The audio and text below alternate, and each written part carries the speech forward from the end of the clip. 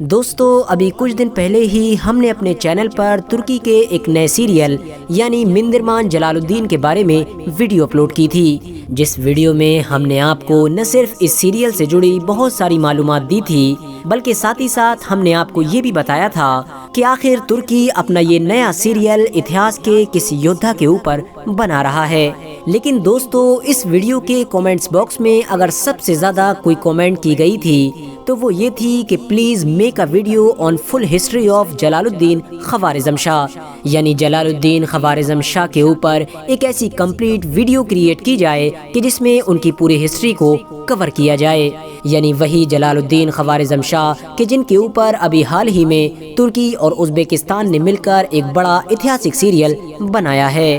دوستو جلال uddin Khwarazm شاہ اتہاس کے کتنے بڑے بہادر انسان تھے، اس بات کا اندازہ صرف آپ اس بات سے لگا سکتے ہیں کہ جلال الدین خوارزم شاہ ہی اتہاس کا وہ اکلوتا یودھا تھا کہ جس نے چنگیز خان کی فوج کو اس کی زندگی میں ہی ہرا دیا تھا۔ کیونکہ دوستو جیسا کہ میں نے آپ کو اپنی پچھلی ویڈیو میں بھی بتایا تھا کہ رکن الدین بیبرس، برقی خان اور علاء الدین خلجی جیسے جتنے بھی یودھاؤں کے نام لیے جاتے ہیں، یہ سبھی وہ یودھا تھے کہ جنہوں نے منگول فوج کو اس وقت ہرایا تھا کہ جب چنگیز خان کی موت ہو چکی تھی۔ لیکن جلال الدین خوارزم شاہ اتہاس کا وہ اکلوتا انسان ہے کہ جس نے منگول فوج کو چنگیز خان کی زندگی میں ہی ہرا دیا تھا، اور یہ منگول فوج کی چنگیز خان کے دور میں پہلی ہار ہونے کے ساتھ ساتھ شاید آخری ہار بھی تھی۔ دوستو ایک بار تو اتنا خطرناک وقت بھی آ گیا تھا کہ جب جلال الدین خوارزم شاہ کے ڈر کی وجہ سے چنگیز خان جیسا بہادر انسان بھی کئی راتوں تک لگاتار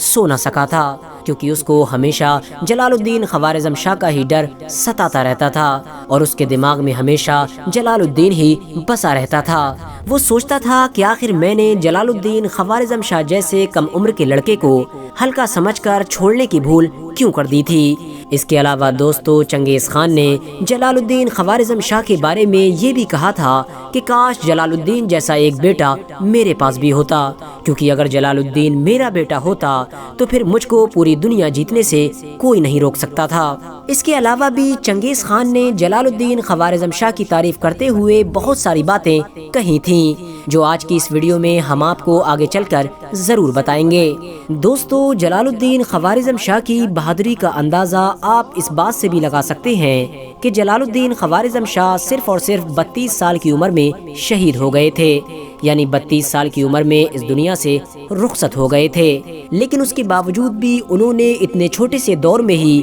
دنیا کی سب سے بڑی اور سب سے طاقتور سلطنت یعنی منگول سلطنت کی بنیاد کو ہلا کر رکھ دیا تھا۔ نہ صرف پوری سلطنت کو ہلا کر رکھ دیا تھا بلکہ وہ اپنی پوری عمر بھر چنگیز خان کے سب سے بڑے اور سب سے طاقتور دشمن بھی بنے رہے، یعنی اگر چنگیز خان اپنا سب سے طاقتور دشمن کسی انسان کو مانتا تھا تو وہ جلال الدین خوارزم شاہی تھے۔ لیکن دوستو اب آپ لوگوں میں سے بہت سارے لوگ یہ بھی سوچتے ہوں گے کہ اگر جلال الدین خوارزم شاہ اتہاس کا اتنا بہادر اور ہوشیار انسان تھا تو آخر وہ چنگیز خان کو پوری طرح سے ختم کرنے میں کامیاب کیوں نہ ہو سکا تھا؟ تو دوستو آپ کو بتاتے چلیں کہ جلال الدین خوارزم شاہ کے ناکامیاب ہونے کے پیچھے سب سے بڑی وجہ اس دور کی وہ مسلم سلطنتیں تھیں کہ جنہوں نے جلال الدین خوارزم شاہ کی مدد کرنے کی بجائے الٹا اس کے خلاف ہی جنگ چھیڑ دی تھی، اور اس جنگ کی وجہ صرف اور صرف جلال الدین خوارزم شاہ کا وہ باپ تھا کہ جس کے بارے میں بہت سارے اتہاسکاروں نے یہ لکھا ہے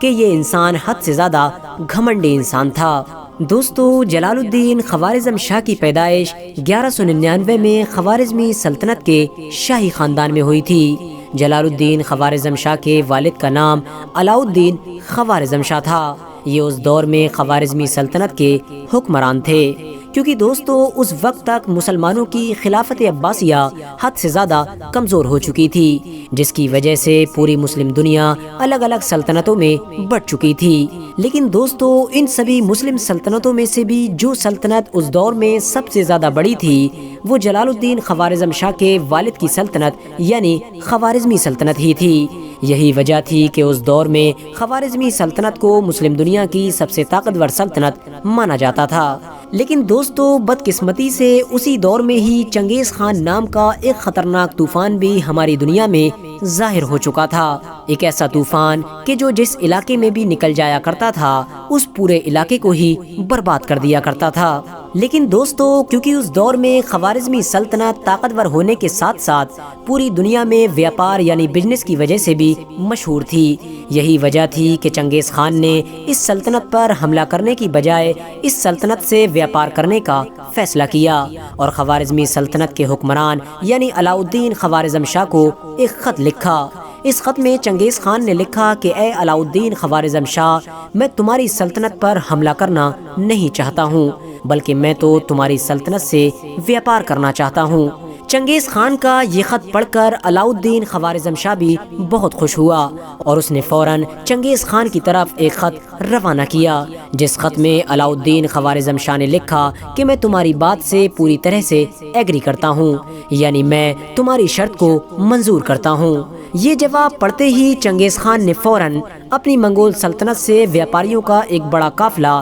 خوارزمی سلطنت کی طرف روانہ کر دیا۔ اتفاق سے چنگیز خان کے ویاپاریوں کے اس قافلے میں زیادہ تر لوگ مسلم دھرم کو فالو کرنے والے تھے، لیکن دوستو، جب چنگیز خان کے ویاپاریوں کا یہ قافلہ خوارزمی سلطنت میں داخل ہوا تو علاء الدین خوارزم شاہ کے ایک گورنر نے جاسوسی کے شک میں اس پورے قافلے پر حملہ کر دیا اور چن چن کر ایک منگول فوجی کو چھوڑ کر لگ بھگ پورے قافلے کو ہی قتل کر دیا۔ بچے ہوئے ایک سپاہی نے جب اس خطرناک حادثے کی خبر اپنے سردار یعنی چنگیز خان تک پہنچائی تو یہ خبر سن کر چنگیز خان کا چہرہ لال ہو گیا، وہ غصے سے پاگل ہو گیا اور اس نے فوراً 2 منگول سپاہیوں کے ساتھ اپنے ایک مسلم سفیر کو خوارزمی سلطنت کے حکمران یعنی علاء الدین خوارزم شاہ کی طرف روانہ کیا اور علاء الدین خوارزم شاہ سے یہ مانگ کی کہ وہ اس گورنر کو فوراً ہمارے حوالے کر دے کہ جس نے ہمارے قافلے کے اوپر حملہ کیا تھا، کیونکہ وہ ہم لوگوں کا گناہ گار ہے۔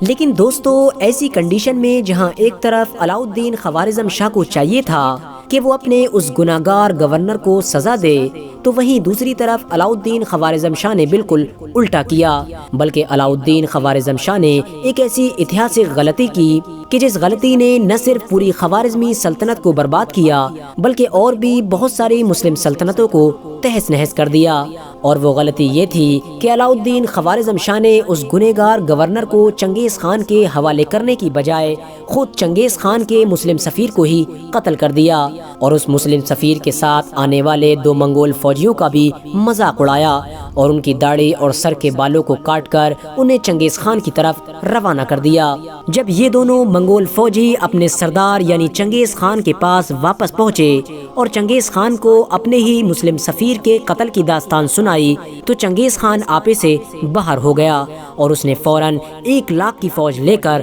خوارزمی سلطنت پر حملہ کر دیا۔ دوستو، اتہاسکار لکھتے ہیں کہ جب چنگیز خان نے خوارزمی سلطنت پر حملہ کیا تھا تو اس وقت جلال الدین خوارزم شاہ نے اپنے والد یعنی اپنے فادر علاء الدین خوارزم شاہ کو یہ مشورہ دیا تھا کہ ہم لوگوں کو چنگیز خان کی خطرناک فوج کو دریائے امو پر ہی روک دینا چاہیے، کیونکہ منگول فوج جب دریا پار کر کے نکلے گی تو اس وقت حد سے زیادہ تھکی ہوئی ہوگی اور اس وقت پر اگر ہم ایک ساتھ مل کر حملہ کریں گے تو منگول فوج کے لیے ہم سے مقابلہ کرنا بہت مشکل ہوگا۔ لیکن دوستو، علاء الدین خوارزم شاہ نے اپنے بیٹے کو کم عمر سمجھتے ہوئے اس کی بات پر کوئی بھی توجہ نہیں دی اور خود اپنی طرف سے اپنے بیٹے کو یہ مشورہ دیا کہ ہمارے لیے بہتر یہ ہے کہ ہم چنگیز خان کی فوج کو اپنی سلطنت کے اندر داخل ہونے دیں، تاکہ جب چنگیز خان بخارا اور سمرقند جیسے شہروں کی بڑی بڑی فوج سے مقابلہ کرے گا تو تھک کر چور ہو جائے گا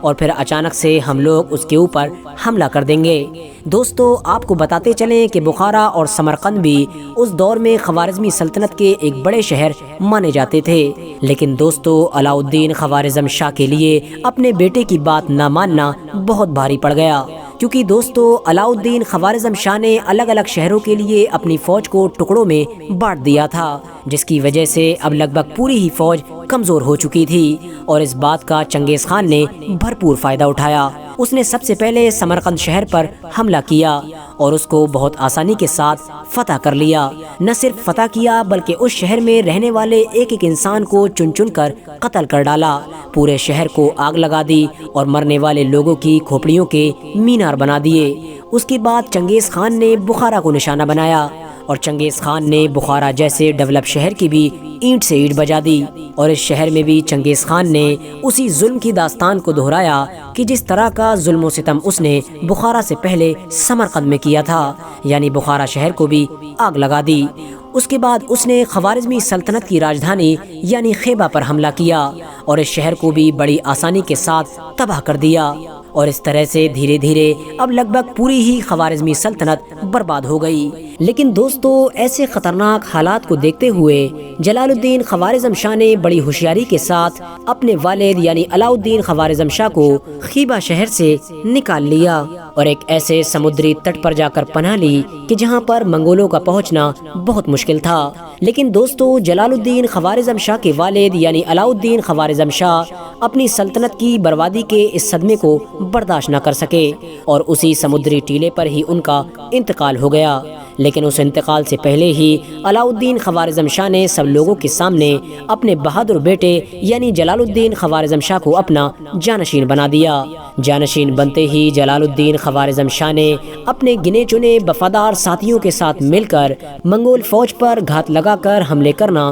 شروع کر دیے تھے۔ نہ صرف حملے کیے تھے بلکہ کئی بار منگول فوج کو امیدوں سے کہیں زیادہ نقصان بھی پہنچایا تھا، اور اسی وجہ سے اب دھیرے دھیرے چنگیز خان کی نظر میں جلال الدین خوارزم شاہ کا خطرہ بڑھنے لگا تھا، اور شاید چنگیز خان کا یہ شک غلط نہیں تھا، کیونکہ دوستو کچھ وقت کے بعد ہی جلال الدین خوارزم شاہ نے ایک بار پھر سے بہت زیادہ طاقت حاصل کر لی تھی اور افغانستان کے ایک علاقے میں منگولوں سے لگاتار 3 دن تک چلنے والی جنگ میں منگولوں کو بڑی زبردست شکست دی تھی۔ منگولوں کی یہ ہار چنگیز خان کی زندگی کی پہلی ہار تھی، اور شاید یہی وجہ ہے کہ اس ہار نے نہ صرف پوری منگول فوج کے گھمنڈ کو توڑ دیا تھا بلکہ چنگیز خان کو حد سے زیادہ غصہ بھی دلا دیا تھا، اور اسی وجہ سے اب چنگیز خان نے پوری دنیا کو چھوڑ کر صرف اور صرف جلال الدین خوارزم شاہ پر فوکس کرنا شروع کر دیا تھا، اور اس نے اپنی زندگی کا یہ مقصد بنا لیا تھا کہ میں جلال الدین خوارزم شاہ کو ختم کر کے ہی چین کی سانس لوں گا۔ یہی وجہ ہے کہ منگولوں کی ہار کو ابھی کچھ وقت ہی گزر پایا تھا کہ چنگیز خان نے ایک بار پھر سے امیدوں سے بھی کہیں زیادہ بڑی فوج کے ساتھ جلال الدین خوارزم شاہ پر حملہ کر دیا، اور بدقسمتی سے اس بار جلال الدین خوارزم شاہ کمزور بھی ہو چکا تھا، کیونکہ دوستو اس کے 2 گورنروں کے بیچ مال غنیمت بانٹتے وقت کسی بات کو لے کر جھگڑا ہو گیا تھا۔ جلال الدین خوارزم شاہ نے جب ان دونوں کے بیچ صلح کرانے کی کوشش کی تو ان میں سے ایک گورنر کہ جو نسلی طور پر افغانی تھا وہ اپنی پوری فوج کو لے کر جلال الدین خوارزم شاہ سے ناراض ہو کر چلا گیا، جس کی وجہ سے اب جلال الدین خوارزم شاہ کی فوج بہت زیادہ چھوٹی ہو گئی تھی۔ چنگیز خان نے بالکل شروع میں ہی بڑی آسانی کے ساتھ جلال الدین خوارزم شاہ کی پوری فوج کو جھکنے پر مجبور کر دیا، اور آخرکار ایک وقت وہ بھی آ گیا کہ جب جلال الدین خوارزم شاہ کے لگ بھگ سبھی وفادار دھیرے دھیرے شہید ہو گئے، اور آخر میں پوری منگول فوج نے جلال الدین خوارزم شاہ کو بھی گھیر لیا۔ اس آخری وقت میں جلال الدین خوارزم شاہ کو پوری منگول فوج نے 3 سائٹس یعنی 3 طرفوں سے گھیر رکھا تھا، اور وہیں چوتھی طرف یعنی جلال الدین خوارزم شاہ کے گھوڑے کے بالکل پیچھے سندھو ندی بہ رہی تھی، وہی سندھو ندی کہ جو آج کے دور میں ہمارے پڑوسی دیش یعنی پاکستان میں موجود ہے، اور اتفاق سے اس وقت سندھو ندی میں پانی بالکل اوپر تک چل رہا تھا، جس کی وجہ سے اب چنگیز خان مسکرا رہا تھا، کیونکہ دوستو چنگیز خان یہ سمجھ چکا تھا کہ اب جلال الدین خوارزم شاہ پوری طرح سے گھر چکا ہے اور اب اس کے پاس اپنی جان بچانے کے لیے کوئی بھی راستہ باقی نہیں بچا ہے۔ لیکن دوستو اچانک سے جلال الدین خوارزم شاہ نے وہ قدم اٹھایا کہ جس قدم نے نہ صرف چنگیز خان کی مسکراہٹ کو ختم کر دیا بلکہ ساتھ ہی ساتھ پوری منگول فوج کے ہوش اڑا دیے، کیونکہ دوستو جلال الدین خوارزم شاہ نے اچانک سے اپنے گھوڑے کو اینڈ لگائی اور بڑی پھرتی کے ساتھ کئی فٹ اوپر سے سندھو ندی میں چھلانگ لگا دی۔ منگول فوج نے بھی یہ دیکھ کر اس کے پیچھے سے چھلانگ لگانے کی کوشش کی، لیکن چنگیز خان نے اپنے ہاتھ کے اشارے سے اپنی فوج کو روک دیا، کیونکہ چنگیز خان جانتا تھا کہ اگر میرے سپاہی اس ندی کو پار کرنے کی کوشش کریں گے تو انہیں موت کے سوا کوئی اور چیز حاصل نہیں ہو سکے گی۔ لیکن دوستو چنگیز خان کی نظروں کے سامنے ہی جلال الدین خوارزم شاہ اپنے گھوڑے کے ساتھ پوری سندھو ندی کو تیرتے ہوئے پار کر گیا، یہ دیکھتے ہی چنگیز خان کے منہ سے جلال الدین کی تعریف میں وہ الفاظ نکلے کہ جو آج تک اتہاس میں امر ہو گئے ہیں۔ چنگیز خان نے کہا کہ آفری ہو اس باپ پر کہ جس نے اس بیٹے کو پیدا کیا ہے، اور آفری ہو اس ماں پر کہ جس نے اس بیٹے کو دودھ پلایا ہے۔ یقیناً جلال الدین نے اپنی دشمنی کا حق ادا کر دیا۔ سندھو ندی کو پار کرنے کے بعد جلال الدین خوارزم شاہ سب سے پہلے دہلی پہنچا، اور دہلی پہنچ کر اس دور کے دہلی کے حکمران